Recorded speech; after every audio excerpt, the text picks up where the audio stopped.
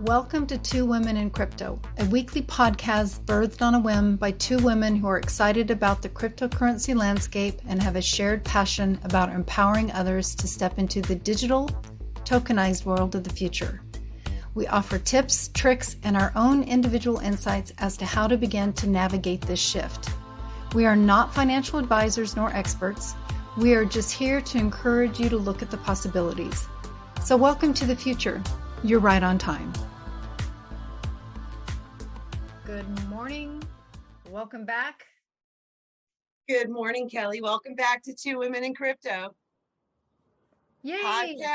Podcast 39. Look at what we're doing. This is awesome. It is awesome. It's crazy to think that we're already at 39. It's the middle of summer. Yep. The crypto world, the world in general, continues to evolve at a very, very fast pace. So let's dive in. Let's dive into the fast-pacedness of the world. Yeah, let's start with technology. All right. Well, really interesting story. So my cousin drove through town a couple days ago, and I'm talking to one of his friends, and everyone lives in Charlotte, North Carolina. And Kelly and I just watched the robot video together, okay, which we'll put in the link. But so I'm talking to my cousin's friends, and he took a video of the robot in Charlotte, North Carolina. So we're going to talk about this. So yeah, it's crazy, guys. Okay. This is crazy. Yeah, so everyone brace yourselves. And again, it's like we're doing this because the more we know, we have theoretical knowledge. You're going to look at this video, so it won't be so scary or overwhelming, because the world as we know it, and this is something we've talked about since day one, is changing. Okay. Right. So in Charlotte, North Carolina, the mainstream news came out and did, a newscast, and artificial intelligence is actually moving into Charlotte and is going to become a part of everyone's daily lives. Right now, they're doing like a pilot program for robots, and they're really cute, right, Kelly? They're like little pink. It reminds me of Voodoo Donuts. So anybody who knows Voodoo Donuts, the little pink vans that drive around Portland and other areas that they've expanded to, it reminds me of a little miniature Voodoo Donut truck in a way. That's awesome. Yeah. So you got these little tiny, pink little trucks, and they're delivering coffee and pastries right now within a mile radius with these little pink robot cars. Yep. Autonomous cars. Okay. So, that's number one. Number two, Charlotte, the city commissioner came out and said Charlotte is the testing grounds for robots. So they came out with the second artificial intelligence technology, and it's called Night Scope Security Robots. Okay. So what is this thing? It's autonomous, right? Like a self-driving car. It's got artificial intelligence capacity. And it also has a 360-degree camera. So it can give police officers a 360-degree view of what's going on. And they're here to help us. Yeah. Just remember that. Yeah. But you know what made me think? So remember when things were getting really, really heated with George Floyd, and there was a really strong narrative, defund the police. Now, most people were like, no, don't defund the police. And other people were like, defund the police. And I'm like, shit, the drones and AI is ready. And it's really interesting because here we are. If we can have a robot, and it looks like a big, huge egg, right, Kelly? It looks like. Yeah, it's kind of like R2-D2 with a pointed head, or the cone head. Totally. A weeble wobble, if you will. It's anyway, I mean, it's so fascinating to think about. Just real quick, you're talking about the robots, and there wasn't an iRobot that had that movie with Will Smith, and they had those robots walking around town. And anyway, I'm going way down but it's really part of it. It's not that it's not like this is far reaching anymore. It's right here. We really are on the cusp of seeing these androids beginning to function in our world. Absolutely. And again, it's kind of like we knew, right? We knew this was coming. We knew this was a matter of time, because when the government told us to stay home, what did they do? They implemented 5G. They Yeah. tell citizens it's for faster internet, but it has nothing to do with faster internet. It has to do with the Internet of Things and all of these sensors. And now Charlotte is connecting all of these sensors on their, grid in the city to provide artificial intelligence, to provide drones, which are coming, Yep. so drones are going to be delivering packages to your doorstep. It's already happening, but we're going to start to see more mass adoption.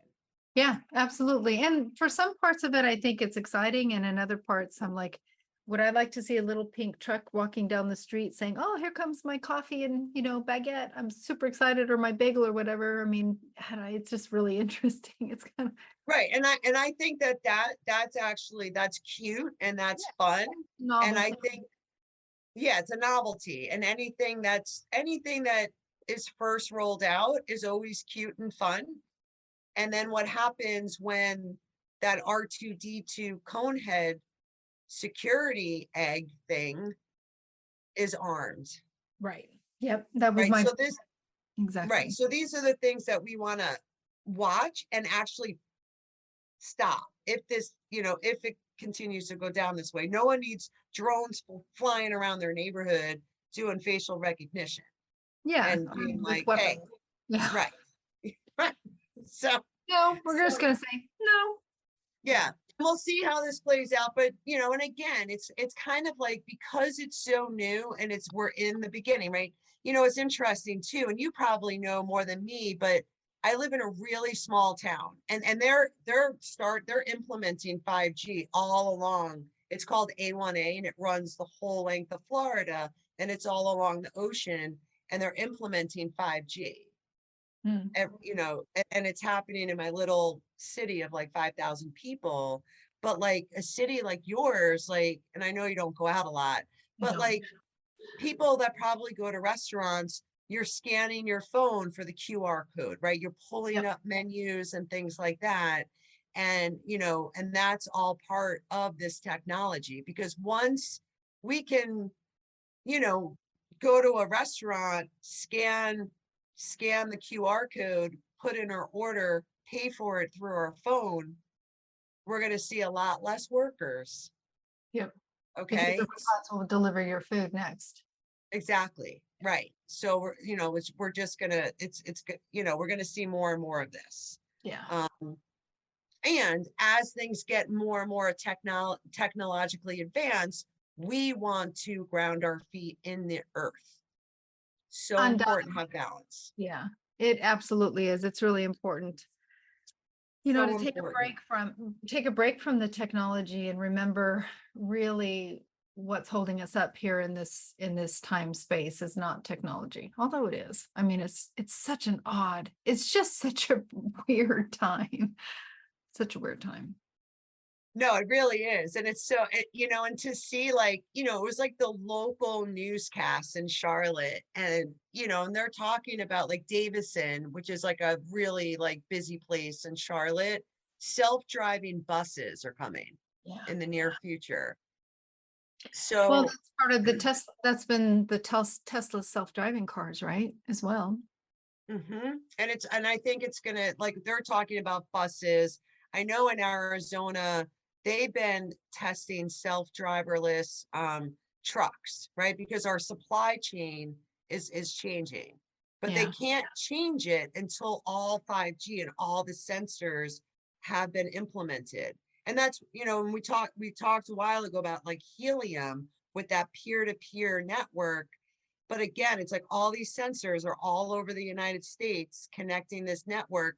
But again, like on major highways, you're going to be able, like the trucks are going to be able to pick up all these different sensors to keep on going. Right. Yep.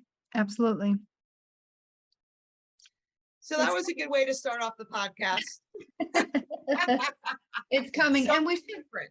And we should note, just as a side note, because we didn't preface this podcast, we are not live this week, obviously. We are pre-recording this a few days early, just based on what we have going on in our own personal lives and travel and some things of that nature. So that is why we are not showing our amazing silver hair this beautiful morning. So you're getting us a delay. Very true. Thanks for saying that. Yeah. Thanks for saying that. So something fun that Kelly and I did over this past week is we just thought, how curious would it be to go back 6 months, January 1st? What were we talking about? And what were the prices of some of the cryptos? And we can kind of compare, right? And I even took it a step further to look at, like, what was the media telling us back in January, right? So what was Bitcoin, Kelly? Like 47, almost 48,000? Yep, we had seen a decline since November. Things started to kind of go a little bit down. We were just kind of on pins and needles after the end of the year when people sell for tax reasons, just watching. Yeah. Yeah, and we had Ethereum at 37.50, some just above 37.50. So just in 6 months. The price of Cardano was $1.38. Eeks. And I remember, when we did our podcast in January, like we were both so excited because I was like, oh my God, Sylo went up 120% in one day. I know. And now we're like, whoa, it's down like 998%. That's okay. That's okay.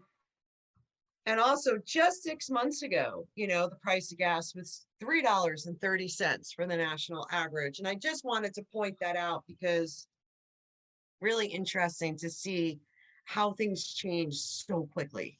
Very, very fast. I think it's probably been the fastest shift probably recorded. It has to be. It has to be the most unprecedented price actions, recessionary moves, and things of that nature. Yeah. Yeah, for sure. For sure. Yeah. And again, it's like, and going back, like everything was so positive, like in the mainstream media, they were like, kind of like encouraging people to like get into the market. Like I wonder how many of them actually knew that the market was declining.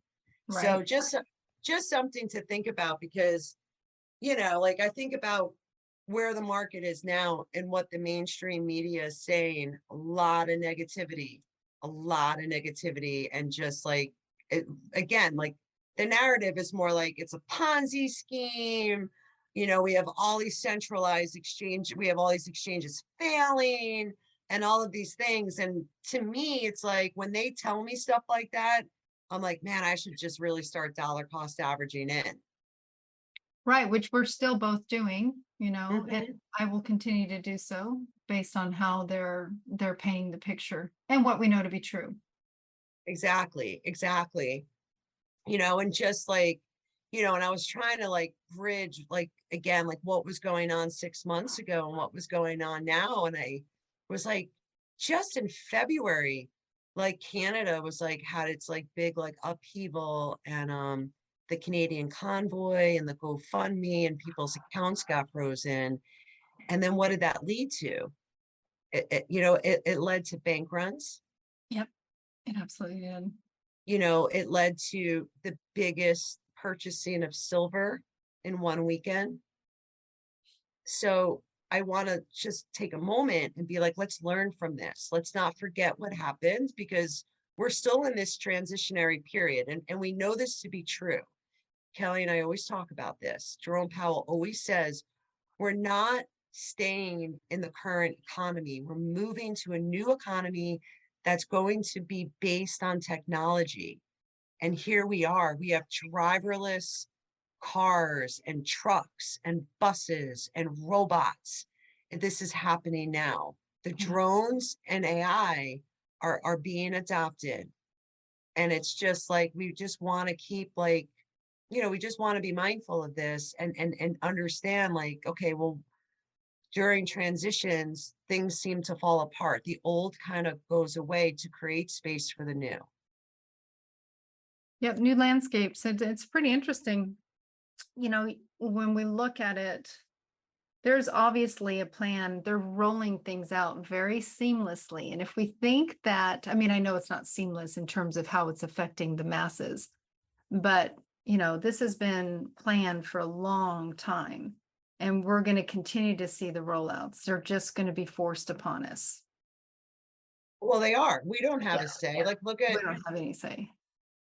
my cousin and his friends, like they're in their 20s, and my cousin's like texting me and he's like, man, things are changing like so fast, Yeah, yeah. you know? So it's just really important just to kind of like, one, ground, like we always say, and two, just get educated, because the more we know, the less shocked we're going to be. Like, I can't Right. imagine, like, just think of like a 75, like 80-year-old person, like walking down the street and having a drone fly up to their face and being like, can I help you with something today? Like, Yeah. Yeah. It is a projection that's hard to really wrap your mind around. And, you think of projection, let's just say what is going to be projected. It's going to be so many interesting things that take place. And I think about my mom, who's no longer with us, how gobsmacked she would be, right? I mean, how your parents, anybody who's just not in it every day. And actually, I have to be honest, I've lived under the rocks. I'm going to say mini rocks for the last number of years. And it hasn't been really within the last 3 to 6 months that I've kind of immersed myself more in the news of the world. And I'm still having a really hard time. I'm a little gobsmacked on just news in general.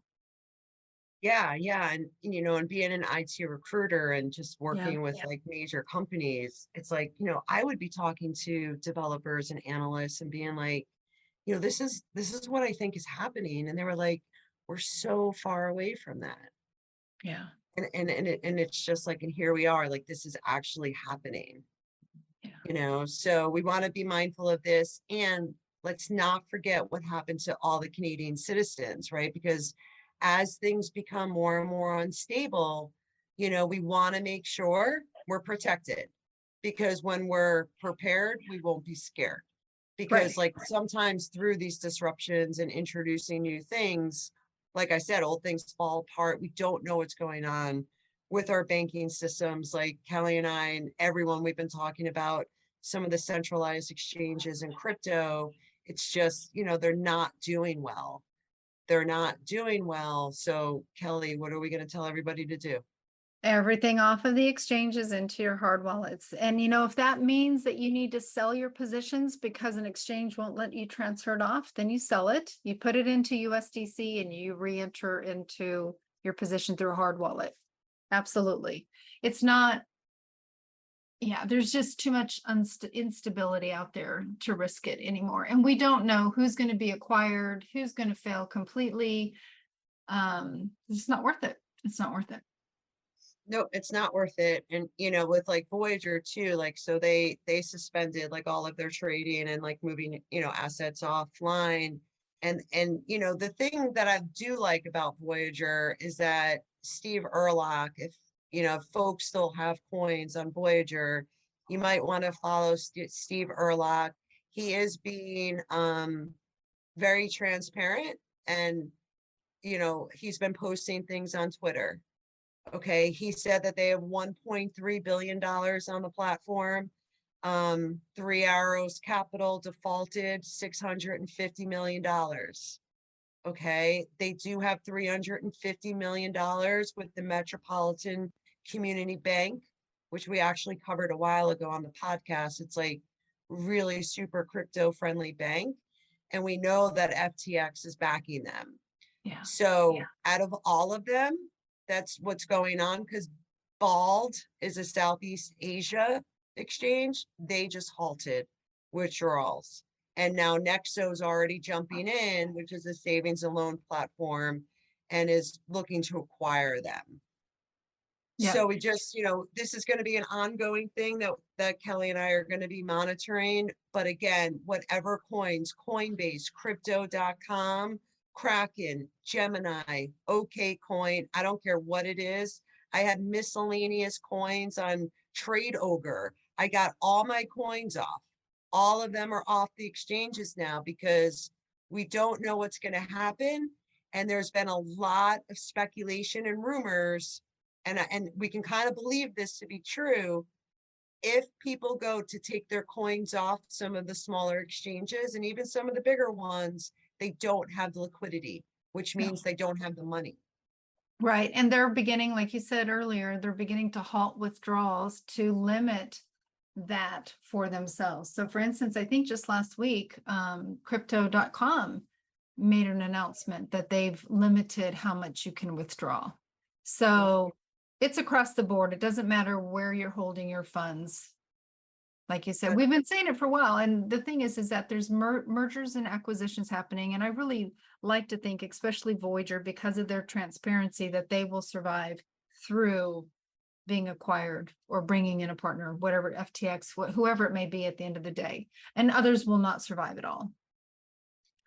Correct. And I know that there's also speculation that a lot of companies are going to Sam Bankman-Fried, who's the CEO of FTX, and asking for help. And the balance sheets are so out of whack that he's saying no. And him and representing his company did invest to bail out Voyager for that 3 Arrows Capital default. So, let's just keep our fingers crossed, because one, I know a lot of people personally that have money on that exchange. And two, I think I wanted that to be my bank, because of the project and the money behind it. And, again, if Voyager can come through this and remain intact as Voyager, then it's a learning experience. And again, these companies need to be 100% transparent, because if we could have seen that Voyager lent out, all that money to 3 Arrows Capital, that's an overexposure to one company. Right. And now we see this contagion effect happening. Yeah. Because, yeah. Yep. The risk management was a little bit off kilter there. Yep. So hopefully we'll get through this and we'll move on. And another thing too, I was thinking about when we first started, back in January, talking about bringing in the new year. Do you remember Decentraland? We could watch the ball drop in the metaverse. Yep, that's right. And now I just sent you a link today.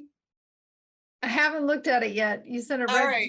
I know I have, but please explain it. I have not looked at it yet, but I know from your note, it's going to blow my mind. So it's called Metaverse Properties, and Kelly will add it, to the link. And it's something I got emailed from Blockchain Council, which is another good, for people that are doing some research. They're a good organization to follow. But there's a new thing called Metaverse Properties. So Decentraland, Sandbox, whatever it may be, it's all under one place where you can actually go and see what properties are for sale. So you can buy land in the metaverse, and you can rent out your land, you can advertise on your land, you can host parties. So we kind of see, again, we're seeing this whole ecosystem become, kind of built out more and more, right? It's growing, it's becoming more mature. We were just talking about, I was listening and you were like, do you own goggles? And I was like, no. But we're seeing this become more and more. We're seeing, I see you guys can go to Indeed.com and look up digital health and, hey, come work for this company, and you get this avatar. So this mixed reality world is coming into play, and it's going to be another asset class that investors are entering into to add to their portfolio. So just something to be mindful of. We don't have to do this. Like I don't do it. It was a big step for me to mint my NFT after a year and a half. I just let it sit there. I have no interest, but this is a thing. So Kelly's got her hand on her face, like, I I just am. want I to, mean, it's all good. It's all good. It's like, yeah, it's kind of like I think of my kids watching me in the world today as I would have watched my mom when, the new cell phones came out or what have you, when cell phones first arrived on the thing, that's kind of where we're at. I mean, and I'm a really good techie. I love technology. I'm really good at it and I will keep up to date as much as I possibly can, but it doesn't mean we have to participate in all aspects, thank goodness. no. And one day we might want to purchase some Yeah. advertising, for Yeah, two women in crypto. we'll have a flashing billboard out there about our podcast or something. Anyway, Or we could have like NFT bobbleheads going back and forth. right. Huddle on, boom, boom. Boom, boom. Yeah, right. Like jumping up and down. Yeah. Boom, boom. Anyway. Yep. You know, and so, and again, like just to kind of go back to like 6 months ago, like Rosie Rios came out and said all real world assets will be tokenized. And we can kind of see over the course of 6 months, like Rosie Rios continuing to like try to educate people and be like, the train has, the crypto train, the blockchain, we have left the station. We are not going back. We are moving forward. And like, again, it's just like, we see that 6 months ago and, it's just kind of moving forward. And 6 months ago, we had Hester Pierce talking about how the SEC is regulating through enforcement and the Congress needs to step up and step in and put them in their place because what we see going on with the SEC is an overreach. Extraordinarily so. They're out of line. Like this is the United States of America. And even though they're trying to change our government in so many different ways, like they're doing it illegally. So, and again, it's going to be like more, I think I'm hoping that we're just going to create like a whole new regulatory framework for cryptocurrency and have it just be like digital assets, just because it is so big and it's really hard to take a test, like a securities test for oranges, on an orange grove in Florida back in the early 1900s compared to what are these digital assets and how, are they securities? Are they commodities? It's really hard to kind of pinpoint some of these. So I think we do need like a brand new regulatory agency, even if it's a whole bunch of, just connect them all, Yeah. in a way to oversee this. But again, it shouldn't be something where, I think of blockchain is so much more transparent, right? We look at Celsius failing, we look at Voyager failing. These are centralized companies that have failed. And if we're just going to put even more of our faith into these centralized banking systems and centralized governmental systems, I think we're just going to keep seeing things fail. Talking about these centralized systems and seeing the overreach of our current government, they're going to try, to really centralize our money and other aspects of our life. And I know in my heart, like, and I think you do too, Kelly, like this isn't going to be successful, but it's still this chunk of time as we move from one system to another that looks like we're going into dystopia. Like we, and we're going to be working on these things to get decentralized identifications and to be decentralized people living in a decentralized world, because that is the answer. Well, whenever there's major changes like that, you're kind of stuck between a rock and a hard place at the very beginning. Exactly. And they know that. So they're using it to their advantage, what have you. But I agree, we will be able to figure this out in the long run. Definitely. And I think like, again, like looking at some of the folks and looking at things in January and just seeing more and more bills getting introduced into the government, like I'm hoping that we'll get some really good bills and then kind of like the SEC's like enforcement by litigation, will stop. Because like we'll have these laws in place now and the SEC can't just sue every company. Like, they sued BlockFi for like $100 million. What if BlockFi didn't have to pay that fine? What would Right. their balance sheet look like today? And this Celsius had to do the same thing. And like, and so they went in front of and didn't the SEC do a background on these companies? Yeah, that's a really You know what good I, point. because like, and it's kind of cool, like going back in my notes, like a couple months ago, it's like putting together, like you have to pay for these lawyers, you got to pay for all this litigation, you got to pay them the extortion fee. And now you're failing. Like $100 million is a lot. Like Oh, BlockFi yeah. got screwed, you know? Yeah. Yep. Well, and then like we said earlier, it's not like this was pre-planned, pre-orchestrated in my Yeah. mind and all of its complexities. All of its complexities, all of it, and then, and just thinking about too, like I'm watching the news, I'm reading the news, and I think they come out in August, and they'll make an announcement about our gross domestic product. So if our GDP is negative 2 quarters in a row, that will tell the Fed, hey, we're in a recession. I know a lot of people already think we're already in a recession. But I think this is something that we should watch, because when I was doing more and more research into it, it's kind of like, well, you think about, the government told us to stay home. We pumped all this money. Now we're at war. We have supply chain issues. What the heck? What are we supposed to do with our money? Right. We're nervous about leaving it in a bank. Now we're nervous about leaving it on centralized exchanges. None of us have really ever bought gold or silver. It's weird. It's just something we never thought about. We've lived in a pretty, even if it's an illusion, it was stable for the most part with ups and downs. But now we're in a place where like maybe we should start taking more risk to protect our wealth. And that's never a good feeling, for the average person to have. Right. No. So right. So we talk about diversification. We really want to be diversified. Well, and I think it's also interesting because I don't know if I was reading, I think it was an article I was reading this weekend. I can't remember which one it was, but it was talking about the influx of the goods that are actually going to be coming into the market because there's been a backlog of the supply chain.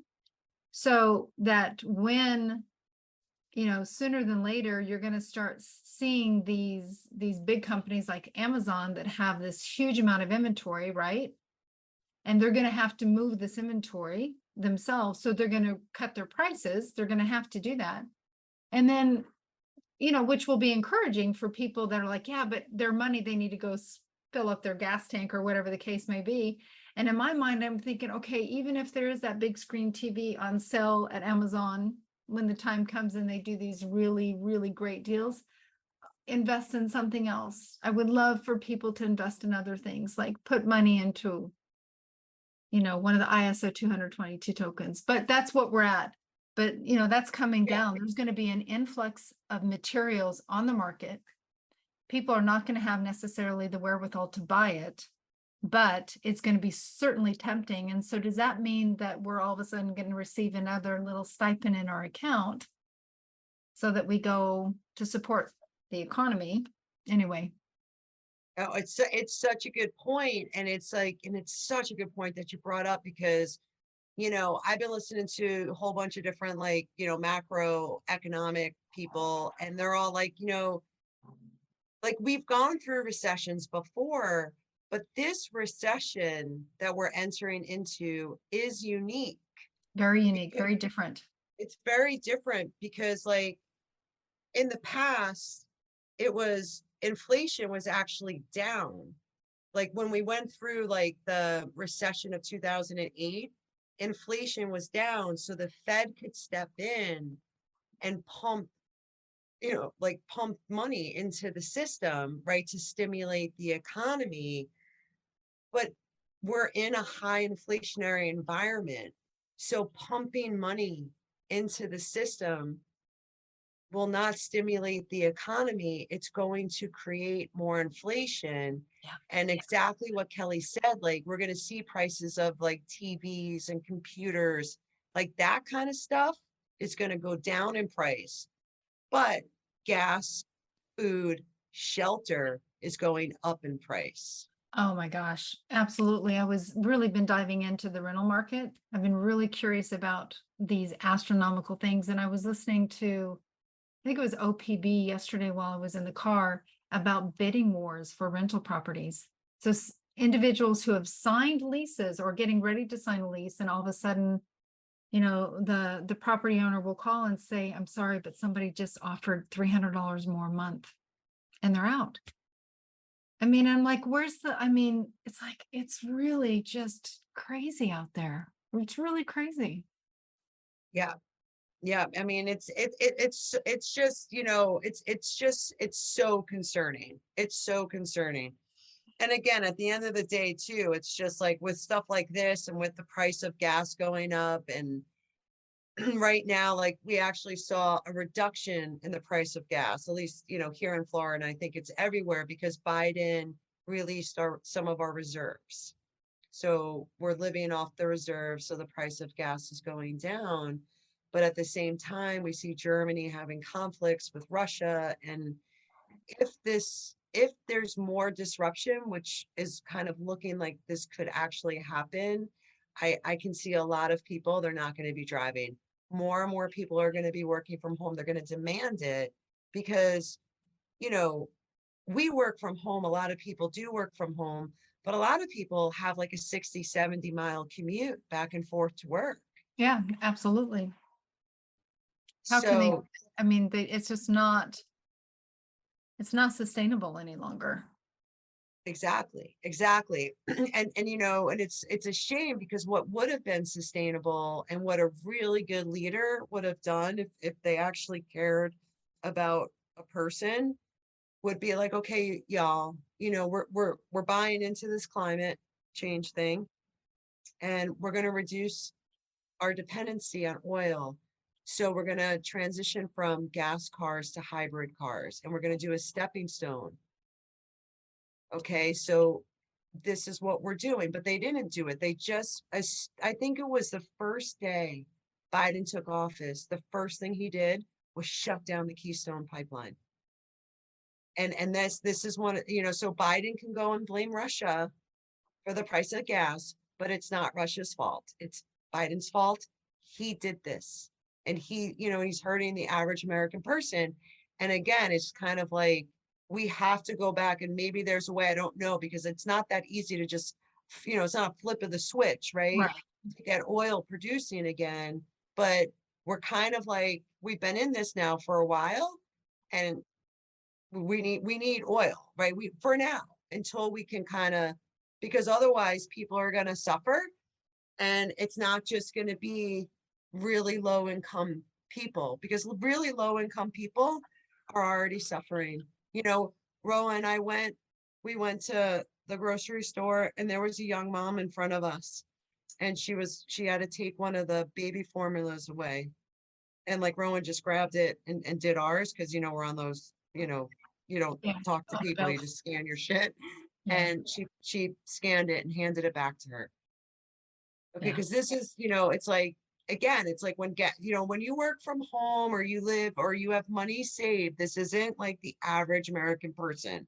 We have to think about a single mom and things like that. And I think it's so important to just be kind and do little small things, because like I've always believed, like, I get it that our world is changing. There's nothing we can do about it. But if we can put our differences aside and come together and unite, it's going to make the world a better place much faster, Absolutely. You're right. much faster. And it's just like we talking to so many people in the community, just like buying snacks for the road trip or whatever. And it's just like, hey, like I really don't need like a lot. I just need like this little treat, and people are starting to talk about it. And there's like a kindness there that I've been feeling that hasn't been there in a while, which is really, really kind of nice. Yeah, it's beautiful to hear. I think, I mean, it really is heartwarming to hear those stories and to witness it too, where somebody is having a hard time in the grocery store and somebody's willing to help them like you and Rowan did, the young mother. I mean, those are all, and the old term of paying it forward, it seems so simple, but it's can really be a very profound action. Yeah, yeah. And that's the thing, because like we're going out into the parking lot and she's like, girls, like, can I, and she introduced us to her baby and her sister. Like it was just like we didn't know her, we're Right. hugging, it was just like this beautiful interaction. And that creates a ripple effect. That because this is like, we're at a currency war, we're in an energetic war, there's all these different wars going on. And like my mom would always kind of almost make fun of me and be like, Andrea, you think love cures all. You think love is going to save us. And I'm more convinced now, more than ever, that I was always been right. I always felt it. If we can just come together. And it's a shame that we usually come together after a major collapse and crisis, but that's okay because we're here and we're building community and we're doing kind things. And it's like, let's check our food supply, stuff that's going out of date. Let's find the local food shelter, like Yeah. socks, tampons, like, just anything to kind of no one's going to come help us. The government is not coming to help us. Yeah, there's so many subjects we could go down. And I know we're two women in crypto, but really it is. I mean, you brought up so many things in that last statement that I would love to go and sink my teeth into. But at the end of the day, it really is just about understanding what's going on in the world, and it's hard. It's hard to lean into it. I wanted to anyway, I lost my train of thought. I wanted to take it somewhere, but it would have opened us up to a much broader conversation. So we'll leave it at that for now. Kelly's brain Yeah. is reeled back in. Yeah, I get it. I get it. And we know this though, like we're going through a shift of consciousness. It's not just, the paradigm. It's like a new way of life, but it's a shift of consciousness and we are creating that like love effect, that higher vibrational energy, okay? Yeah. And it's just, we want to hold that and really become observers when we're out in the community. And if anyone else sees any other little robots or drones flying around, let us know and we'll cover it. Take a video. Yeah, go up and shake its hand. Yep. Yep. Yep. And it was really cool too, because like, we had like an awesome like member of Two Women in Crypto come spend some time with me. And she introduced me to that movie, We Are Everything, Everywhere, All the Time. Everything And this everywhere is all at true. once. Yeah. It is, Yeah, I all at love it. once. I know, I love it. What did you, I mean, what did I, we haven't talked about it, but what was, for many people, there's so many profound parts to me in that movie. What was the most profound, like jaw-dropping moment in that movie for you? Just out of curiosity, if there was one. Well, I think like for me, like just kind of like the idea of I'm here in this realm, in this universe, but I'm also in a lot of different universes. Yeah. Yeah. And I'm everything, Everywhere, everything. all And at if we, once. so we are Biden, we are Trump, we are Gary Gensler, Yeah, it's we all the are collective conscious. everything. Yep. It's so cool. So Yeah. we're, and now, and again, it's just like it gives, and I know like so many people are scared and feeling really hopeless, but that gives me hope Yeah. because we are rising. Like I could feel it. Like I can feel the energy. Like it's just, it makes the hair stand on my arms and stuff. Like I could just feel it, Yeah. and it's just like, we're going to get through this. We have our community. We're always here. And we got this. We got this. And I definitely encourage everybody, if you haven't already, it might have been just a July 4th kind of a thing, but just kind of packing up snacks and food for the next couple weeks. It's empty. I've never seen it kind of so empty. And like I eat Ezekiel bread. Okay, Ezekiel cereal's over $9, and I got like my muffins $7.79 for a package. Yeah. Stock up when things are on sale. I would stock up even more. So let's try to have like at least a couple of months. So this way, if something happens, we can offset the price of higher goods, and hopefully, we'll know more in like 6 months, maybe 12 months. We're looking to hit that peak inflation, and then prices will start going down. We're going to see more and more AI getting adopted over the next 6 months to a year, which will help the supply chain. Yeah. Okay. Okay. We're All leaning right, we into the got this. news. We We're do. leaning in. We're leaning in, and we got this. And I'm gonna do a little bit more deep dive, because like going back in my notes, and we talked about that Novatar. That was the avatar that grows while when it learns.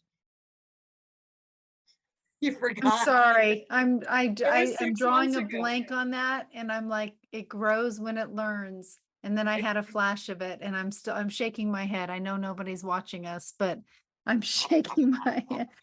Oh, oh, I know, but that's the thing. Our world is changing, and we're gonna love our neighbors. We're gonna all get together, and we got this. Like we totally have this. We have this. we totally have this. And yeah, it's all good.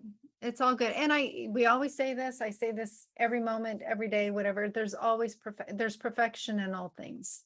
And we have to go through this place so that we can build a better future for all things, all people, Yeah, all beings. absolutely. All beings, all people. Yep. And like as we wrap up, I just want to make a quick note. We're teaching that Federal Reserve class in a couple weeks. It's coming out really awesome. I'm super excited. And the other thing I did want to mention, because I know there's a couple folks, like if you join our membership subscription, like we're up to date with information. So you'll know, hopefully in theory, like with Celsius and Voyager, we were warning people to get your coins offline. So if you're super busy and you're working a lot and you don't have time to like listen to an hour podcast a week or whatever it may be, it might be good to join our Telegram group so you get immediate up to date, like, hey, y'all, this is going on. Okay. So I just kind of want, it's like a small investment that can reduce a lot of pain, because we Yeah, don't know what's going to happen in the future for the next little while. and we're super fortunate because we have some contacts within the crypto world outside of the research that you do every single day that have been able to, kind of give us a little bit of a heads up on some of these things as possibilities. So it has been very helpful for all of us. Absolutely. And we'd love to have you. So again, the website, you'll find the registration details for the central bank overview, which is on July 16th. So our next live podcast will be the day before that class, and we would love to have you with us. It's always a blast. Awesome. Looking forward to it. All right. So until next time, everybody, Huddle on. Huddle on. Your hosts for Two Women in Crypto are Andrea Caldero and Kelly Lair. You'll find more information and details regarding the Two Women in Crypto membership, educational and informative class and event offerings, and more via their website, twowomenencrypto.com. Both Andrea and Kelly are available for speaking events and offer private consultations focused on helping individuals navigate the future. Until next time, huddle on.